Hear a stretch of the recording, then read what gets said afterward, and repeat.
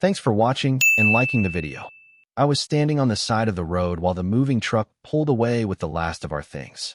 My mom sat in the car, crying quietly into her hands. My dad didn't come out. I sold the house to save his company. But right then, I realized I hadn't saved a business. I'd saved his pride. When I was a kid, my dad was everything to me. He built his furniture company from scratch. No investors, no partners, just him, his tools, and long nights in the garage. I used to sit there, watching him sand down a table until it looked perfect. He'd say, "A man doesn't ask. A man figures it out." I believed that. Every decision I made in life was built on that sentence. He was tough, but people respected him. He remembered every customer's name, their kids, even what kind of wood they liked. The guys at the shop said he could tell the difference between oak and ash just by smell. He was that kind of man, all instinct, no shortcuts. But when he had a stroke, everything started to crumble. His right hand never fully recovered. He still came to the shop, but I could see the tremor when he tried to hold a pencil. The orders slowed down. Clients stopped calling. And for the first time in my life, I saw him hesitate. I'd just finished my MBA. I'd worked in marketing for a few years and thought I could help him modernize things. I told him, "Let's do this together, Dad. We'll get it back on track." He didn't answer right away. He just looked at me like I'd stepped into a world that was his alone. But he agreed. I quit my job and went all in. It felt right, like I was finally doing something that mattered. I wasn't chasing someone else's company anymore. This was our family's name on the sign. Harris and Son. The first weeks were chaos. The books were a mess, bills stacked in unopened envelopes, suppliers calling nonstop. He hadn't told anyone how bad it had gotten. I spent nights at the shop, sorting through invoices, trying to figure out where the money went. He'd just sit there, silent, watching me. Sometimes he'd mutter something under his breath. "You don't fix a business with spreadsheets." I ignored it. I told myself he was just scared.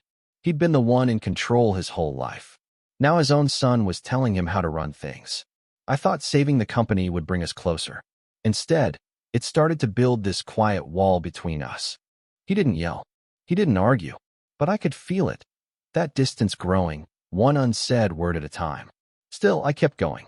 I wanted to prove I could do what he'd taught me all along, figure it out. I didn't know then that trying to save his legacy would be the thing that broke us both. Working with my dad felt like walking a tightrope. Some days he'd nod quietly while I explained what I was doing. Other days, he'd look at me like I was dismantling everything he'd built. But I didn't stop. I created a website, started online sales, and set up ads. Within a month, revenue jumped by 30%. I remember printing the numbers and showing him. He didn't say much, just gave a small nod and walked out to the shop floor. But later that week, I caught him talking to one of the old guys from the crew, saying, "He's learning." That was the closest thing to, "I'm proud of you," I'd heard from him in years. It gave me hope. For the first time since his stroke, things were moving. We had orders coming in, cash flow again. I thought we were finally getting somewhere.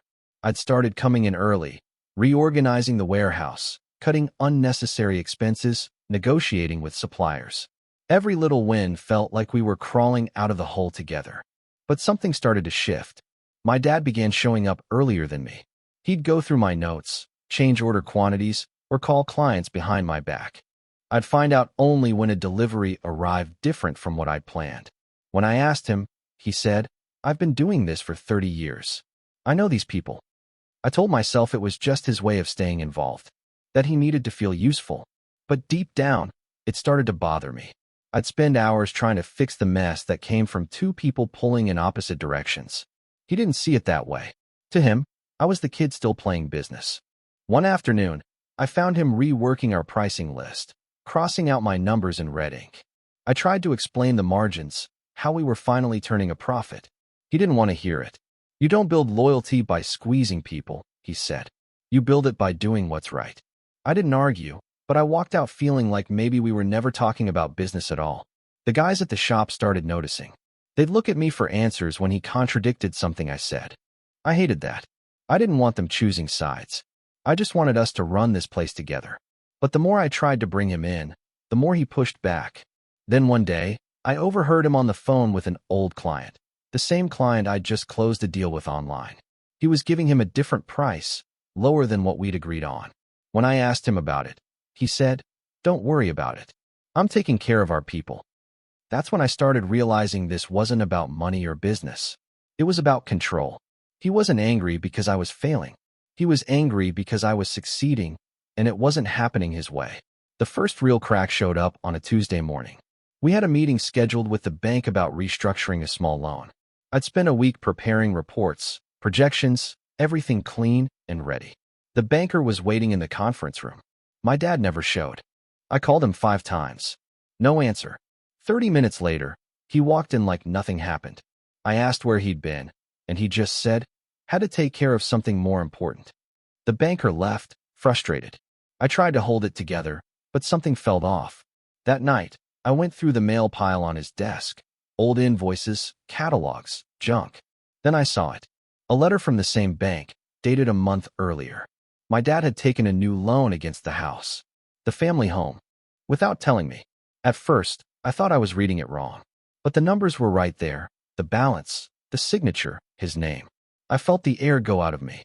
I walked into the living room where he was watching TV and just asked, "You used the house?" He didn't even look away from the screen. "It's my house," he said. "I built it." I told him we could have handled it together, that the loan terms were terrible. He cut me off. "Family isn't a boardroom. You don't get to vote here." That line stayed in my head for days. Family isn't a boardroom. It was the moment I realized how differently we saw things. I thought we were fixing something side by side. He thought I was trying to take it from him. The next week, the pressure got worse. Bills kept coming in, and the supplier we owed money to stopped delivering materials. I called them, trying to buy us time. They said my dad had already called and promised payment soon. It was clear he was juggling money I didn't even know existed. I tried to talk to him again, this time calmly. I told him the house was the last thing we had left, that if we lost it, Mom would have nowhere to go. He just stared at me, silent, like I was some stranger talking about another family. Then he said, "You don't understand what it's like to lose everything you built." He was right, I didn't. But I could see where we were headed. The numbers didn't lie. If things didn't change fast, the bank would take the workshop next. That night, I sat in the empty office, staring at the old family photo on the wall, the 3 of us standing in front of that house. My dad looked proud. My mom was smiling. I looked at that picture and thought, maybe this was what losing everything looked like. Not the foreclosure, not the debt. Just this silence between us that kept growing, one decision at a time. 2 weeks later, the bank sent a notice. If the overdue balance wasn't paid, they'd seize the shop and all its equipment. The number at the bottom of the page felt impossible. We had 14 days to come up with the money or lose everything. I stayed up all night, running through every option. Selling inventory wouldn't cover even half. No one would lend to us again, not after the last loan. I called every contact I had from my old job, but no one wanted to get involved in a family business on the edge. Every road led to the same wall. That's when the thought hit me. The house. It felt wrong the second it crossed my mind. But the math didn't lie. If I sold it, we could clear the bank, pay suppliers, even restart production. We'd be safe. I told myself it was just temporary. We could buy another place later, something smaller. It was just a roof. The business was our real home. I met with a real estate agent the next morning. I didn't tell my parents. The house sold faster than I expected. An older couple made an offer within a week. When the papers were signed and the check hit my hand, I sat in the car for a long time. It didn't feel like a win. It felt like stealing from my own blood. That evening, I drove to the shop. My dad was there, sanding a piece of oak like he used to, slow and careful. I put the check on his desk. "This will cover everything," I said. "The house is gone, but we're clear. We can start over." He didn't say a word, just looked at the paper, then at me. His eyes didn't even move, just locked in place, heavy.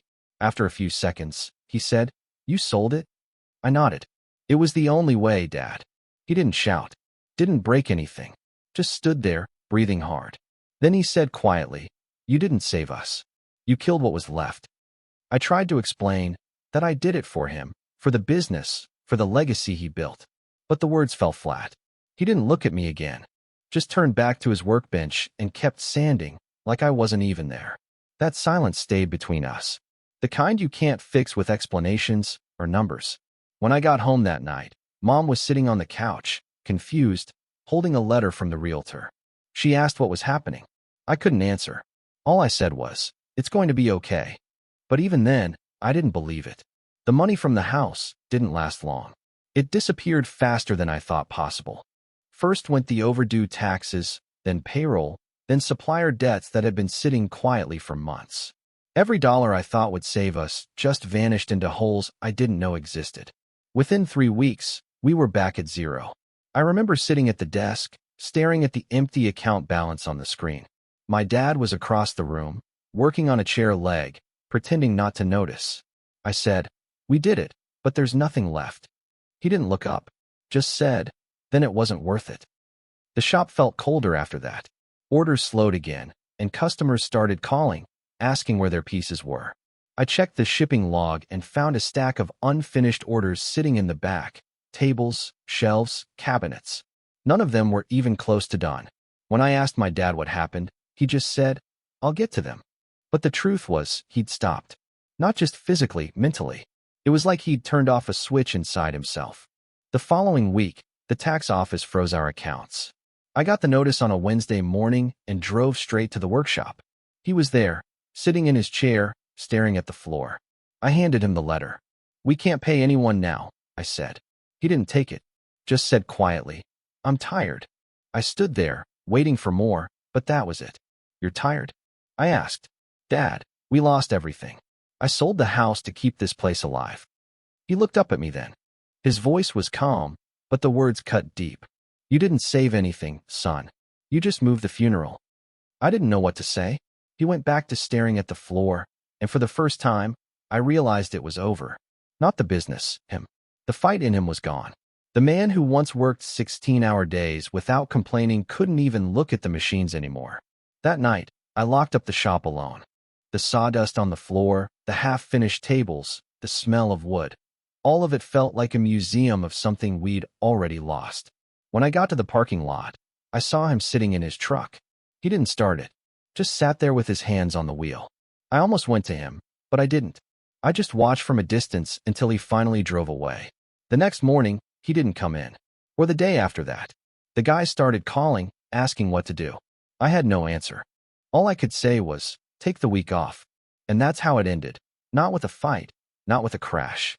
Just a quiet stop. The kind you don't notice until everything around you goes still. After that week, the house was gone, the shop was silent, and my family wasn't a family anymore. I thought the sale covered everything, but I hadn't seen how deep the hole really was. Mom packed her things and moved in with her sister across town. She said she needed some space to breathe.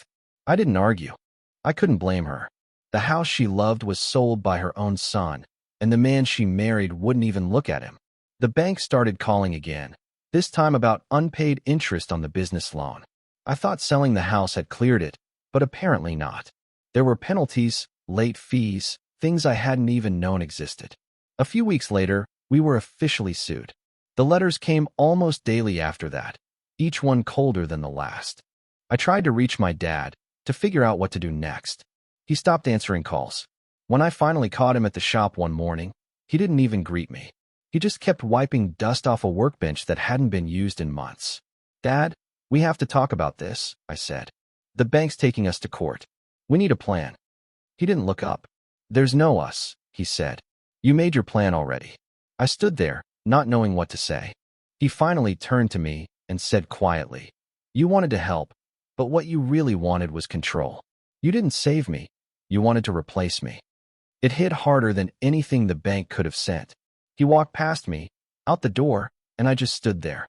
For the first time, I understood what losing a father without him dying felt like. The kind of loss where he's still breathing, still around, but gone in every way that matters. Weeks went by. The lawsuit moved forward. I showed up to court hearings alone. His name was still on the paperwork, but he refused to come. When the judge asked where he was, I said he was sick.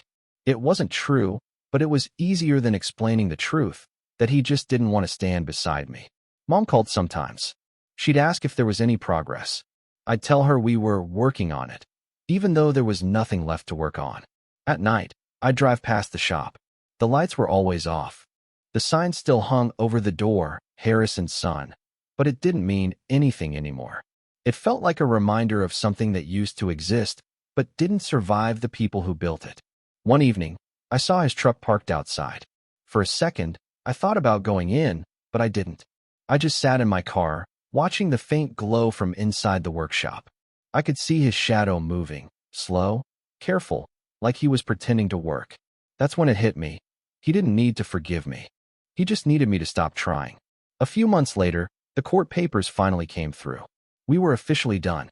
The workshop, the tools, the land, all of it was listed for liquidation.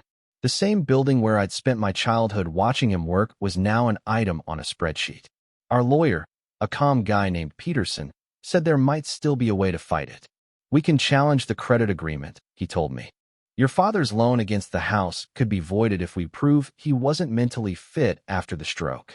I just sat there, staring at the papers. I could already picture it, dragging his name through court, turning his pride into a legal argument. I shook my head. No, I'm not doing that. Peterson frowned. It's the only option to save what's left. There's nothing left to save, I said. When I walked out of that office, the air felt heavy. For months I'd been fighting everyone. The bank, the numbers, even him. But now it felt like the fight itself had run out of purpose. It wasn't about the business anymore. It was about proving something that didn't matter anymore. I drove to the shop that evening. The doors were open, lights on. My dad was there, sitting on a stool, just staring at the machines. The smell of sawdust still hung in the air, faint and familiar. I talked to the lawyer, I said quietly. He thinks we can still win. He didn't turn. Win what? He asked. There wasn't an answer. Not one that meant anything. I leaned against the doorway, watching him. I don't want to fight anymore, I said. Not the bank. Not you. He didn't respond. Just kept staring at the machines. After a while, he said, You think quitting makes you noble. It just makes you tired. Maybe, I said. But I am tired. I walked around the shop, touching the old tables, the saw handles, the worn-out notebooks with his handwriting. Every inch of that place carried a story, the life he built, and the one I tried too hard to fix. For the first time, I stopped looking at the numbers in my head. I started looking at what we'd actually lost, not the business, but the space between us that money couldn't fix. It hit me quietly, without drama. All this time, I thought I was saving something tangible, the company, the house, his reputation. But what I'd really done was break the one thing that made it all matter, the family behind it. When I left that night, he was still sitting there, staring at nothing. I didn't say goodbye. I didn't even close the door. I just walked out, finally understanding that some things aren't meant to be rebuilt. A year passed. The shop was sold off, the land cleared, and the name Harris & Son came down from the front gate. I moved to a small apartment in another part of town, started taking freelance work just to stay afloat. Life went quiet. No more phone calls, no bank letters, no arguments. Just quiet. Then one morning, I got a call from my mom. Her voice was calm, too calm. She said, Your father's gone. I didn't ask how. She just said it happened in his sleep. I drove straight there, but by the time I arrived, it was already over. The house was different, smaller, unfamiliar, but her eyes looked the same. Tired, but peaceful in a way I hadn't seen in years. She handed me his watch. He wanted you to have it, she said. I turned it over in my hand. The back was scratched from years at the shop, the leather strap cracked and worn. At the funeral, the crowd was small. Old co-workers, a few clients, family. I stood near the back, not sure where I fit. Everyone talked about how strong he was, how much he gave to his work. No one mentioned the last year. The silence, the anger, the distance. Maybe that was for the best. After the service, as people started leaving, an older man came up to me. I recognized him vaguely, one of Dad's old partners from the early days. He shook my hand and said, Your dad talked about you a lot. I almost laughed. I doubt it was good, I said. He smiled, shook his head. You'd be surprised. He came by the shop almost every day after he stopped working. Just sat there for hours. Said he liked hearing the machines run, even if they weren't his anymore. I didn't know what to say. Then the man added, He said you were the real businessman, that you saw things he never could. He just didn't understand that you weren't trying to win. You just wanted him to be proud of you. I stood there, holding that thought like it was something fragile. For a second, I wanted to ask more, But the man just patted my shoulder and walked away. That night, I went back to my apartment and placed the watch on the table. The ticking was faint, uneven. I sat in the dark, listening. He'd never said the words I wanted to hear. Not once. But maybe he didn't know how. Maybe, in his own way, he already had. The next morning, I went by the old shop lot. The building was gone, replaced by a fenced field and a for lease sign. But I stood there anyway, looking at the empty space where his office used to be. For the first time, it didn't feel like a failure. It just felt finished. After the funeral, life didn't go back to normal. It just got quieter. I moved into a small apartment above what used to be the workshop. The new owner turned it into a storage space, but sometimes I still hear people down there moving boxes around. The floorboards creak the same way they used to when my dad worked late. I didn't reopen the business. I couldn't. But I left the old sign, Harris & Son, hanging above the door. The paint's chipped now, the wood faded, but I can't take it down. It feels like the last thing that connects us. Some days, people still show up, old customers mostly. They knock on the door, ask if we're still making tables or cabinets. I tell them no, but they always look disappointed. A few of them share stories, how my dad built their dining table 20 years ago, and it's still standing. I listen, nod, and smile. Then they ask where he is, and I just say, he was the best craftsman I ever knew. It's strange how easy those words come now. For so long, they hurt to say. I used to think of everything we lost, the house, the business, the years we spent fighting. But lately, when I say them, I don't feel that pain anymore. Just a kind of quiet respect. Sometimes at night, I sit by the window and look down at the empty shop floor. I imagine him there, working late, focused and calm, the way he always was before everything fell apart. I wonder what he'd think if he could see me now, just a guy living above the ruins of what used to be our family dream. I kept his old workbench. It's small, rough, covered in scratches and coffee rings. On it sits his toolbox, untouched. The lid still has a faded label with our last name on it, Harris, in his handwriting. I haven't opened it since he died. I don't need to. It's enough just knowing it's there. One evening, a young couple stopped by. They'd seen the sign and thought the shop was still open. They asked if I could recommend someone who built furniture like he did. I told them no one really worked like that anymore. But before they left, the guy pointed at the sign and said, "You should keep it. It's a good name." After they drove off, I stood there for a long time, looking at that sign. Harris & Son. For years it felt like a reminder of failure. Now it just feels like a name, simple, honest, steady. Maybe that's all it ever needed to be. If you're still here, thank you. Now it's your turn. Share your thoughts below. Subscribe. More untold stories are on the way.